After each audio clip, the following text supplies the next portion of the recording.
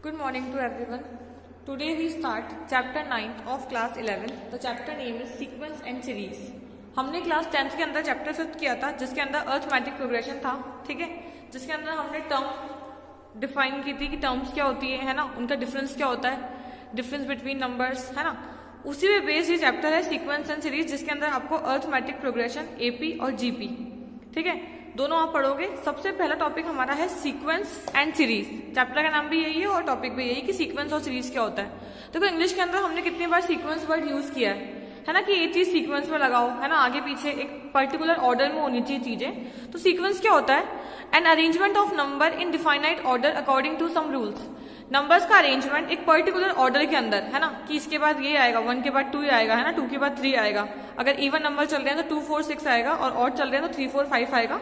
उसको हम क्या बोलते हैं कि सीक्वेंस चल रहा है नंबर का, ठीक है. और जो सीक्वेंस है वो क्या कंटेन करता है? वो टर्म कंटेन करता है, first term, second term, third term, up to जितना भी उस टर्म से पूछा हो, ठीक है. तो अब जो सीक्वेंस होता है ना, वो दो टाइप से होता है, डिफाइनाइट सीक्वेंस और इनडिफाइनाइट सीक्वेंस. डिफाइनाइट सीक्वेंस वो होता है जिसके अंदर जो नंबर्स होते हैं वो डिफाइनाइट मतलब फाइनाइट नंबर्स में होते हैं. पर्टिकुलर आपको पता होगा कि 100 टर्म है इसके अंदर, दैट इज डिफाइनाइट नंबर. और इनडिफाइंड नंबर ये होते हैं कि अप टू एन टर्म तक दे दिया. अब जो एन है ना हमारा, वो कुछ भी हो सकता है, तो उस सीक्वेंस को हम लोग क्या बोलते हैं? Indefinite sequence. अब सीरीज की बात करें अपन, तो सीरीज क्या होता है? जैसे अपन प्लस में नंबर लिखते हैं ना, तो उसको अपन लिखते हैं रिप्रेजेंटेड इन सिग्मा नोटेशन. ये सिग्मा देखा था हमने 14 चैप्टर के अंदर, तो उसको सिग्मा नोटेशन में रिप्रेजेंट करते हैं, जिसका मतलब होता है सम ऑफ ऑल नंबर, है ना, कि वो नंबर सम कंटेन कर रहा है. जैसे a1 plus a2 plus a3 और an. हमने ये भी देखा था ना 10th क्लास के अंदर, सम वाला फॉर्मूला, वैसा ही है ये. अब आपके जो 9.1 है उसके अंदर कुछ भी नहीं है, सिर्फ यही एन वाले टर्म को हमको सॉल्व करना है. तो हम पहले 9.1 क्वेश्चन नंबर 1 देखते हैं. देखो फर्स्ट क्वेश्चन एक्सरसाइज 9.1 का बहुत इजी है. फर्स्ट क्वेश्चन के अंदर आपको क्या करना है? आपको करना है जो भी आपको nth टर्म दे रखी है ना, उसकी फर्स्ट 5 टर्म हमको लिखनी है, ठीक है. ऐसे क्वेश्चन क्लास 10th में भी थे हमारे, जिसमें हमको जितनी वैल्यू पूछता है ना उतनी ही वैल्यू एन की पुट करनी होती है. इसमें उसने हमसे क्या पूछा है? First 5 term. तो हम लोग एन को क्या रखेंगे? 1 2 3 4 एंड 5. सबसे पहले हम लोग एन को 1 रखते हैं, फिर 2 3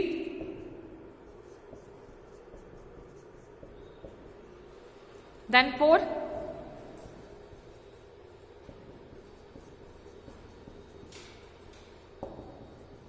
एंड 5.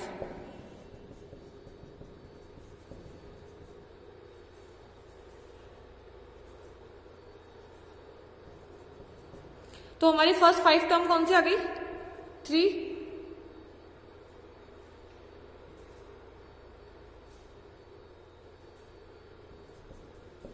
8 15 24 और 35, ठीक है. सो इजी है ये तो, क्योंकि आपको सिर्फ एन की टर्म पुट करनी है और वैल्यू निकालनी है. अब क्वेश्चन नंबर 3 देखो. ए एन 2 की power N. Obviously first 5 term चाहिए तो हमें एन को क्या पुट करना पड़ेगा? फर्स्ट टर्म 2 की पावर 1 2, सेकेंड टर्म 2 की पावर 2 4, थर्ड टर्म 8,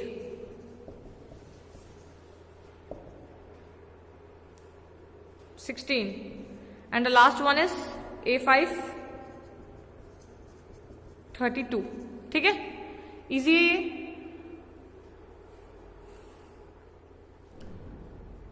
फोर्थ वाला सेकंड वाला क्वेश्चन तो आप लोग कर लोगे आराम से. उसके अंदर देखो n प्लस 1 दे रखा. अगर आप 1 रखोगे तो 1/2, 2 रखोगे तो 2/3, है ना, एंड 3 रखोगे, जो भी आप ऊपर रखोगे ना उससे एक टर्म नीचे बड़ी आएगी. लाइक अगर आप 4 रखोगे तो यू गॉट 4/5 एंड 5 रखोगे तो 5/6, एक टर्म ज्यादा आएगी, ठीक है. अब देखो आप क्वेश्चन 5th. अब देखो 5th के अंदर एक्सप्रेशन सेम, मतलब थोड़ा सा डिफरेंट है कि -1 की पावर n - 1 5 n + 1. सबसे पहले 1 रखते हैं.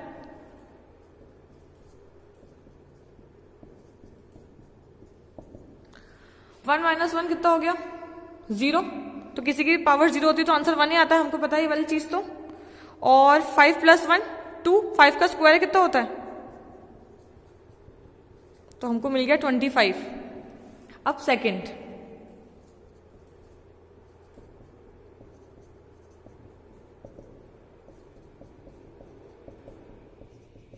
फिर थर्ड, फिर फोर्थ, फिर फिफ्थ। ठीक है, अब कैसा आएगा देखो, 2 माइनस 1 1,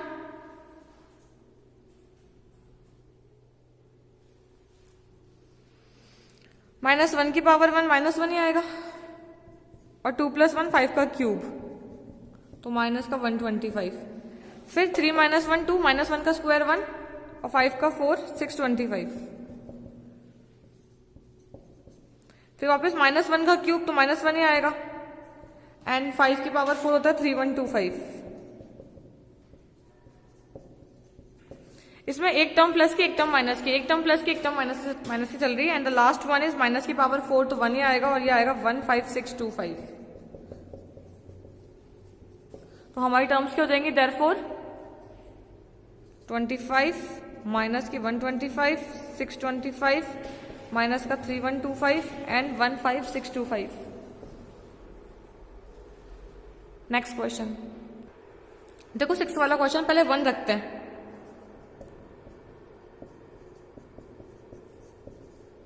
वन का स्क्वायर 1, 1 प्लस 5 6, 6 1 जा 6, 6/4। नाउ 2, 2 2 जा 4, 4 और 5 9, 9 2 जा 18,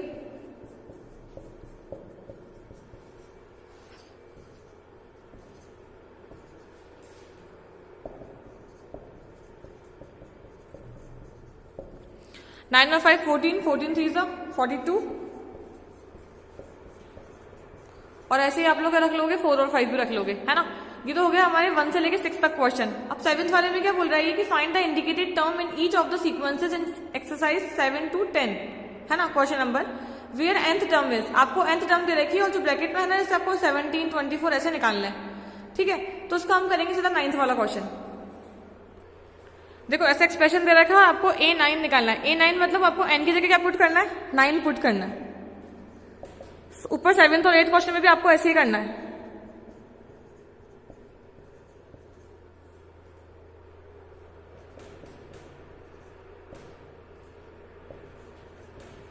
-1 की पावर even है, साइन प्लस का आता है, तो 1 इंटू 729, 9 का क्यूब 729, तो what we got, it's 729। 10th वाला भी देख लो।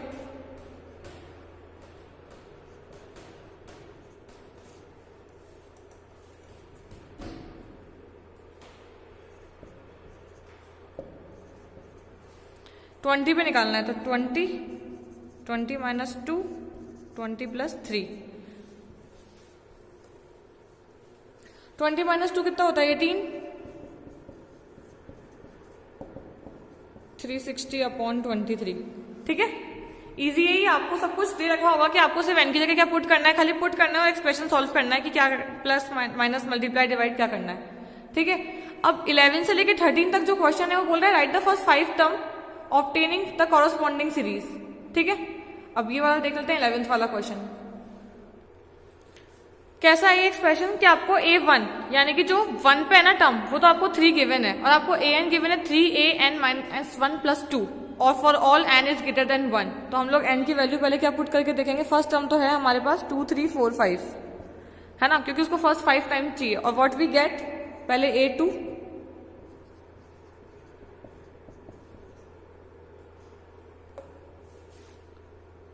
1 नहीं है,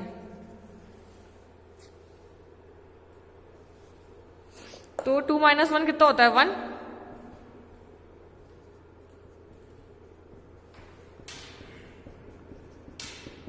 ये हो गया 11।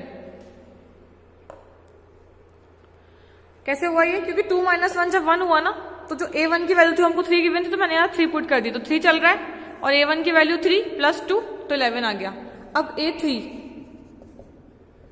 3A3 माइनस 1 प्लस 2, अब ये कैसे होगा, देखो जैसे A2 की वैल्यू आ गई ना, अब यहाँ पे 3 - 1 कितना आएगा, 2 आएगा, तो इस 2 की वैल्यू हम लोग यहाँ पुट कर देंगे, तो इट्स 33 + 2 35, ऐसे करना है आपको। अब A4 लोगे तो 3A4 - 1 + 2, अब 3A3 + 2 होगा ये, तो A3 की वैल्यू पुट कर दो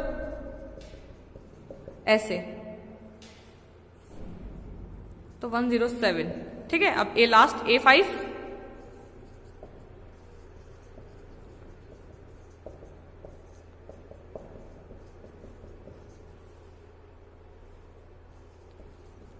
ये आ गई वैल्यूज सेकंड, थर्ड, फोर्थ और फिफ्थ, और फर्स्ट हमें गिवन थी। ठीक है, ऐसे निकालना था इसको। अब आप देखो 13th वाला क्वेश्चन। A1 और A2 हमारा सेम है, फर्स्ट टर्म और सेकंड टर्म सेम है, और AN हमको दे रखा है AN - 1 - 1। ठीक है, सबसे पहले आप 3, 4, 5 पुट करोगे।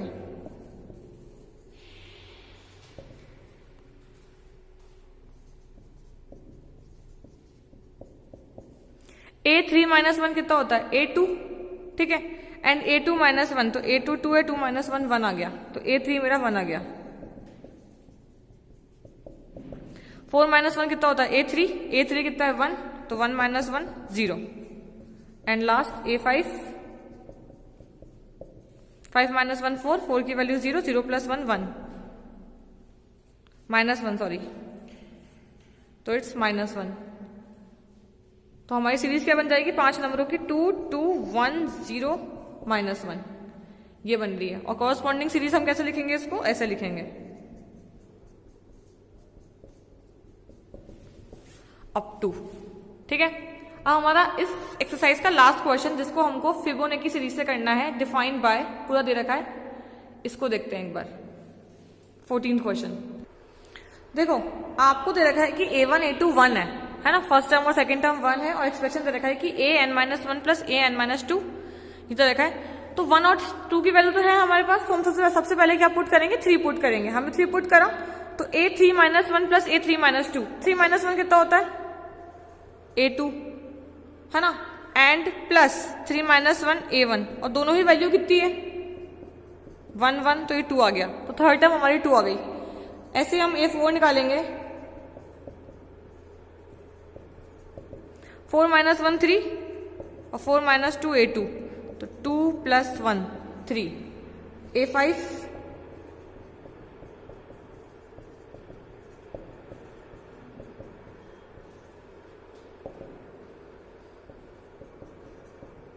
5 हो गया ये, और अब 6 पे निकालो, तो N - 1 6 - 1 A5 और 6 - 2 A4, ये आ गया 8। ठीक है, अब हमें क्या निकालना है, AN + 1 अपॉन AN, सेम पहले 1 + 1,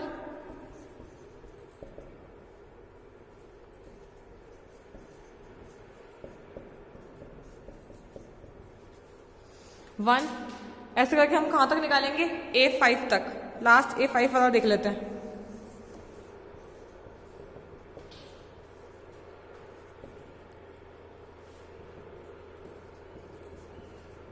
A6 अपॉन A5, तो A6 की वैल्यू 8 है, A5 की वैल्यू 5 है, तो कितना आ गया ये 8 अपॉन 5। ठीक है, मैंने 1 पे निकाल के बताइए आपको, और 5 पे निकाल के बताइए सीधा। फाइन, अब आप लोग बाकी बीच का निकाल लोगे आराम से, 2 3 4 पे वैल्यू आराम से आ जाएगी, क्योंकि सारी वैल्यू हमारे पास ऊपर है। जो भी इसमें आएगी ना, ये 8 2 3 4, वो हम लोग ऑलरेडी फाइंड आउट कर चुके हैं, सिर्फ पुट करके वैल्यू निकालनी है। तो हमारे जो 9.1 थी वो खत्म है ना, 14 क्वेश्चन थे, हमने सारे देख लिए, और बहुत ईजी भी थी, क्योंकि आपको N की वैल्यू सब गिवन होगा, आपको सिर्फ पुट करके निकालना है। अब हम लोग है ना नेक्स्ट वीडियो में AP देखेंगे, 10th क्लास में थोड़ा सा अलग था, यहाँ का थोड़ा सा अलग है, तो उसको भी एक बार देख लेंगे। ठीक है, thank you, have a good day.